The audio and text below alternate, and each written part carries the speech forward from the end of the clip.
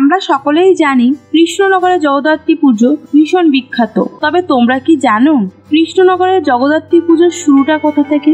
Hello বন্ধুরা, তোমাদের জন্য নিয়ে এসেছি আরও একটি নতুন ব্লগ। আজ সারাদিন কি করলাম, কোথায় গেলাম সব থাকবে এই ব্লগে। সঙ্গে একটি মেকআপ টিউটোরিয়ালও থাকছে। 4টা থেকে সকাল 8:27 শিয়ালদা কৃষ্ণনগর লোকাল ধরে চলে এলাম কৃষ্ণনগর। তোমরা স্টেশনের ভিড়টা জাস্ট দেখো।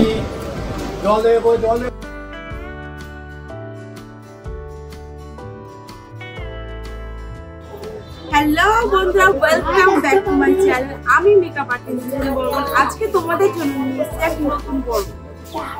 আগের দিন বারাসাত যাওয়ার পর আজকে আমি চলে এসেছি কৃষ্ণনগর শ্রীজানিকে সাজাতে। আমার চ্যানেলের নতুন বন্ধুদের আমি বলে রাখি, আমি নতুন নতুন শহর ও গ্রামে গিয়ে অচেনা মেয়েদের বাড়িতে গিয়ে তাদের উপর মেকআপ লুক ক্রিয়েট করি উইদাউট এনি কস্ট। আর এই যে নতুন নতুন শহরে যাওয়ার যে জার্নি এবং অচেনা মেয়েদের সাজানোর যে এক্সপিরিয়েন্স, এগুলোই আমি তোমাদের সাথে শেয়ার করি। এক সুন্দরী মেয়েকে আরো সুন্দরী করতে আমি রিসেন্টলি চলে এসেছি কৃষ্ণনগর।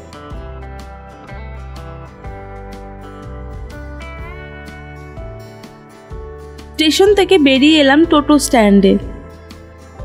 ফার্স্টে আমরা যাব শ্রীজানির বাড়ি, ওখানে কাজ সেরে তারপর যাব রাজবাড়ি। এখন বাজে 11টা আর আমরা চলে এসেছি শ্রীজানির বাড়িতে। এই যে আজকে আমার মডেল শ্রীজানি।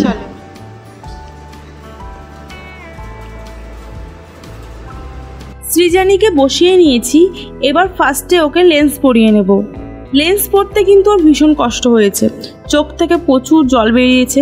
বাট ফাইনালি ওকে যখন লেন্সটা পরানো হলো, উইদাউট মেকআপই ওর লুকটা জাস্ট অসাধারণ লাগছিল। এবার শ্রীজানির মুখটা ক্লিন করে নিচ্ছি। ফার্স্টে ওর ওপর অ্যাপ্লাই করছি পন্ডস লাইট জেল, তারপর অ্যাপ্লাই করছি কালার বারের প্রাইমার, দেন অ্যাপ্লাই করছি মিস ক্লিয়ারের লিকুইড হাইলাইটার। এটা অ্যাপ্লাই করার পর দেখো ফেসটা কত সুন্দর গ্লো করছে। এরপর ওর ফেসের পিগমেন্টেশনগুলো হাইড করার জন্য অ্যাপ্লাই করছি ক্রায়োলনের ডার্মা প্যালেটের একটা ডার্ক শেড। এরপর আমি অ্যাপ্লাই করছি ফাউন্ডেশন। ওর ফেসে ম্যাকের ফাউন্ডেশন আমি অ্যাপ্লাই করছি শেড নাম্বার 25। ভালো করে ফাউন্ডেশনটা ব্লেন্ড করে নিচ্ছি। তারপর আমি অ্যাপ্লাই করছি সুইস বিউটির কনসিলার। এটাও ভালো করে ব্লেন্ড করে নেব। এরপর আমি অ্যাপ্লাই করছি লুজ পাউডার। গরমে কিন্তু লুজ পাউডার দিয়ে মেকআপটাকে ভালো করে সেট করবে। এরপর ওর ফেসটা কন্ট্রোল করে নিচ্ছি। শ্রীজানি কিন্তু ভীষণ মিষ্টি একটি মেয়ে, ওর হাসিটা কিন্তু ভীষণ মিষ্টি। এরপর আমি অ্যাপ্লাই করছি সুইস বিউটির ব্লাশ। এবার আমি অ্যাপ্লাই করছি হাইলাইটার। মেকআপে আমার সব থেকে পছন্দের পার্টই হলো হাইলাইটার। এখানে আমি সুগারের হাইলাইটার অ্যাপ্লাই করছি। এটা ভীষণ মিষ্টি একটা গ্লো দেয়, দিনের বেলার জন্য পারফেক্ট। এরপর চলে আসছি আই মেকআপে। পিএসসির আইব্রো পমেড দিয়ে ওর আইব্রোটা প্রমিনেন্ট করে নিলাম। এরপর আইলিডে অ্যাপ্লাই করছি কনসিলার। কিন্তু হঠাৎ করেই শ্রীজানির চোখ থেকে আবার জল পড়া স্টার্ট হয়ে গেল। এরপর আমি ওর চোখটাকে খানিকক্ষণ ব্রাশ দিই। এবার কনসিলারটা ভালো করে ব্লেন্ড করে নিচ্ছি। ওর ক্রিজ লাইনে আমি অ্যাপ্লাই করছি লাইট অরেঞ্জ কালারের একটা শেড। কালারটাকে ভালো করে ব্লেন্ড করে নিয়ে এবার একটা ডার্ক ব্রাউন কালার নিয়ে ক্রিজ লাইনটাকে ডার্ক করে দিচ্ছি। দেন একটা খালি ব্রাশ নিয়ে ওর লিডটাকে ভালোভাবে ব্লেন্ড করে অ্যাপ্লাই করছি শিমার।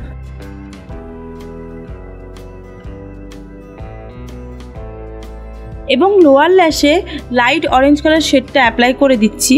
দেন অ্যাপ্লাই করছি কাজল। এরপর কাজলটাকে স্মাচ করে দিচ্ছি। যেহেতু দিনের বেলা আমার মনে হয় যে ওর ওপরে হালকা সফট লুকটা বেশি ভালো লাগবে।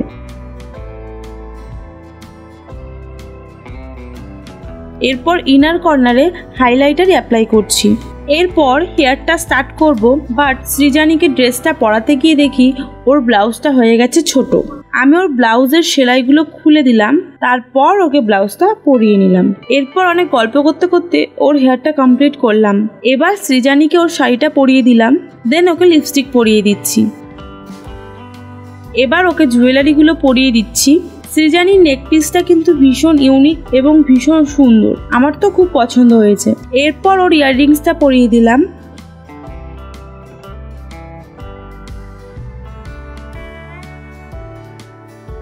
হেয়ারস্টাইল হওয়ার পর ওর স্ক্যাল্প দেখা যাচ্ছিল, তাই আমি ওর স্ক্যাল্পে ব্রাউন শেড দিয়ে স্মাচ করে দিচ্ছি যাতে ওর স্ক্যাল্পটা দেখা না যায়। এরপর আমি ওকে একটু রিটাচ করে দিচ্ছি যাতে ওকে দেখতে আরও মিষ্টি লাগে। ফাইনালি টিপ পরিয়ে ওর লুকটা কমপ্লিট করলাম। আর এই হলো সৃজানির মেকআপের আগের লুক, আর এই হলো সৃজানির মেকআপের পরের লুক।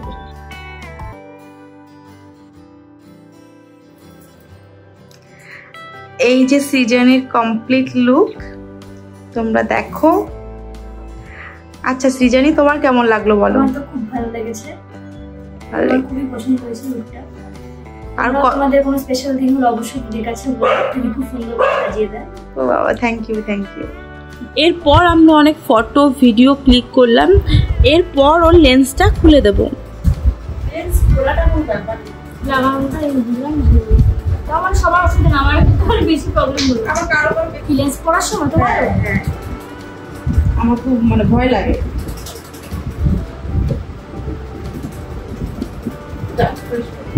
সৃজানি এখানে নিজের মেকআপ রিমুভ করে নিয়েছে। এই যে আমরা সবাই খেতে বসেছি, এবার আমরা খেতে বসে পড়লাম। দুপুরবেলা গরম গরম ভাত।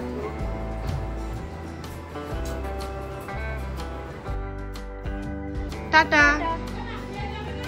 দুপুরবেলায় পেট শান্তি করে বেরিয়ে পড়লাম সৃজানির বাড়ি থেকে। এখন বাজে 4টে, আমরা সৃজানির বাড়ি থেকে বেরোলাম আর এখন যাব কৃষ্ণনগরের রাজবাড়িতে। রাস্তার সামনেই টোটো পেয়ে গেলাম।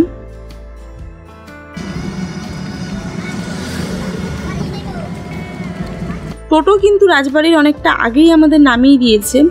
এবার বাকি পথ আমাদের হেঁটেই যেতে হবে। যাওয়ার পথে রাস্তাতে দুই ধারে অনেক মানুষ ঠাকুর নিয়ে বসে রয়েছে। গোটা রাস্তাটাই কিন্তু এভাবেই ওরা বসে রয়েছে। আর এই যে চাল ডালগুলো দেখছো, আই থিঙ্ক যারা এখানে দর্শনার্থীরা আসে তারাই এদের দান করে। এটা হলো রাজবাড়ির মেন গেট, কিন্তু এটা বন্ধ ছিল, আমাদের যেতে হয়েছে ভেতরের একটা গেট দিয়ে।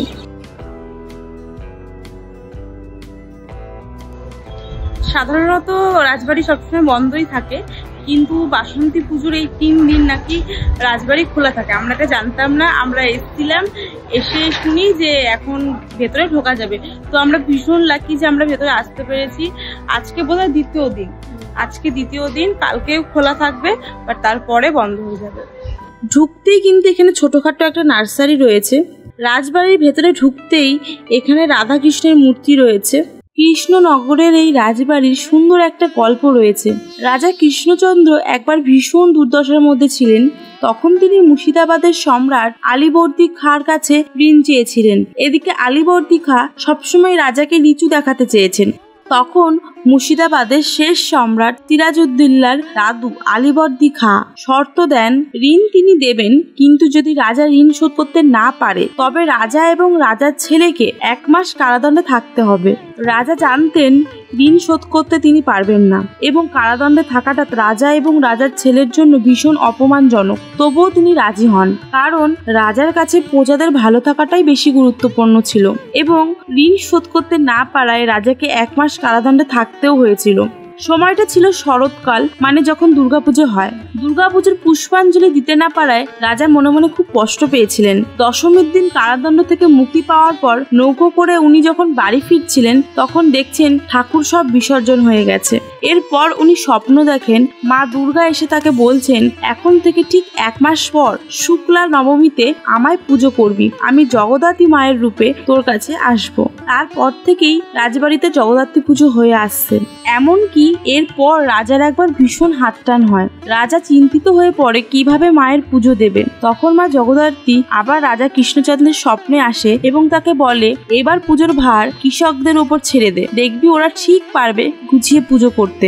তারপর থেকেই চাষিপাড়াতে মা জগদ্ধাত্রীর পুজো হতে থাকে, যাকে আমরা কৃষ্ণনগরের বুড়িমা বলে জানি। এভাবেই সারা কৃষ্ণনগরে জগদ্ধাত্রী পুজো ছড়িয়ে পড়ে। একটা মজার ঘটনা জানো তো, আমি কিন্তু ছোটবেলায় জানতাম না যে গোপালবাড়ির কার্টুন আমরা দেখছি আর এখানে যে রাজবাড়ি দেখানো হচ্ছে এটা আমাদেরই কৃষ্ণনগরের রাজবাড়ি। অনেক বড় হয়ে আমি এটা জানতে পারি।